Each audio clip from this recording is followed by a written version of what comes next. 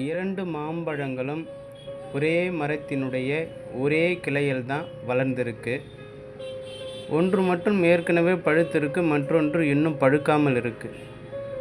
பழுக்காமல் இருக்கக்கூடிய பழத்திற்கு இன்னும் அதிக நேரம் தேவைப்படுகிறது.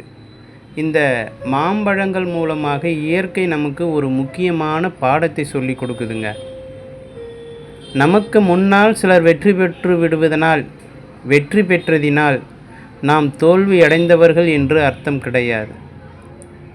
நமது நேரம் இன்னும் வரவில்லை என்று அர்த்தம். அதனால் நாம் பொறுமையாக இருக்க வேண்டும், உற்சாகமாக இருக்க வேண்டும், விரக்திக்கு அடிபடையாமல் இருக்க வேண்டும்.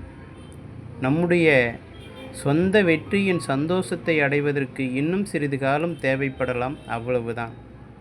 நினைவில் கொள்ளுங்கள், நமக்கான நேரம் வரும். அதற்கு தேவை பொறுமை, விடாமுயற்சி மற்றும் நம்பிக்கை.